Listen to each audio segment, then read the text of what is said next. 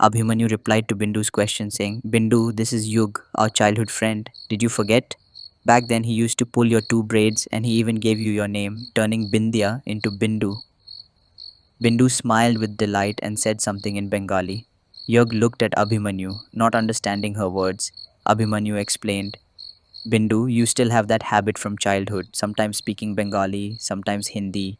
You know, Yug doesn't even know Nepali. How will he understand Bengali? Talk to him in Hindi. Realizing her mistake, Bindu said, Oh, sorry, I forgot. When did you arrive, Yug? I just came yesterday, he replied. The playful teasing continued. Yug jokingly called his friend Turtle, but the friend protested. My name is Kairav George, not Turtle. Others may call me that, but for you, I'll always be the same. Abhimanyu asked Bindu for 3 cups of tea and told her to put it on Kairav's account, teasing him for being stingy. Before Bindu could respond, her mother's voice called from inside the shop and she went to her. Yug watched her go, a hint of sadness in his eyes. Abhimanyu noticed and asked, Why do you look so sad after seeing Bindu? Yug said softly, I was just thinking Bindu was always the smartest among us. How did she end up running a tea shop? Kairav lowered his voice and said, It's all because of the Yakshini. Yug was startled. What did you say? Because of the Yakshini? Kairav continued, You don't know. When your mother left and you were in the hostel, the Yakshini targeted Bindu's father. You know it was her father who supported the family. Abhimanyu changed the subject. Forget all that. You've come after so many years. Don't drown in sorrow.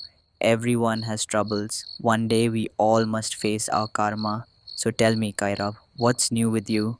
Before Kairav could answer, the turtle interrupted, joking that Kairav was still trying to impress Bindu like in childhood, writing love letters but only earning money from teaching kids poetry.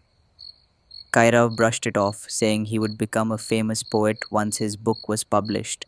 They laughed, argued, and sipped tea brought by Ahmad, the boy working at Bindu's shop.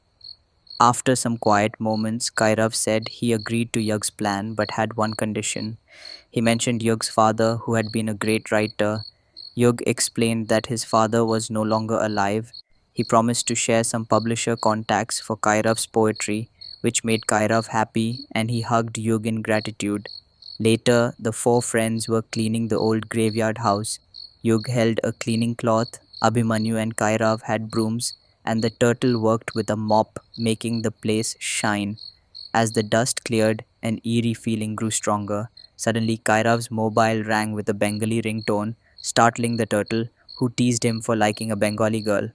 Kairav laughed, saying he couldn't find any other Bengali song. He answered the call. It was Bindu asking him to come quickly as the shop's supplies were running out. The turtle teased again, saying Bindu called only when she needed help. Kairav, slightly irritated, replied that boys could be just as clever. He warned the turtle not to joke about Bindu, admitting openly how much he loved her. He handed his broom to the turtle and left to help Bindu. After Kairav left, the turtle went upstairs to sweep, leaving Yug and Abhimanyu in the hall. Abhimanyu asked Yug if he too had someone special, noticing a sparkle in his eyes when he spoke of love. Yug blushed as Abhimanyu guessed there must be someone. Finally, Yug admitted he had met someone in Bangalore. Her name was Shalini Mehra. Abhimanyu admired the name and asked to see her picture. Yug showed him a passport size photo of a beautiful girl with a long face, dark flowing hair, golden eyes, and rosy lips. Abhimanyu praised her beauty but teased Yug for having a love story like the old days. He was surprised when Yug revealed he had deleted all of Shalini's photos from his phone. Yug explained, People who are no longer in our lives should be removed from our phones too, because the phone is like a second life we carry everywhere. Abhimanyu asked if they had broken up. Yug quietly said, We separated. He tried to avoid the topic, but Abhimanyu pressed for details how they met, why they parted. Yug only said, Let's forget bad memories, and began cleaning again. Yug had just started to speak about Shalini when suddenly a loud scream from upstairs pierced the air.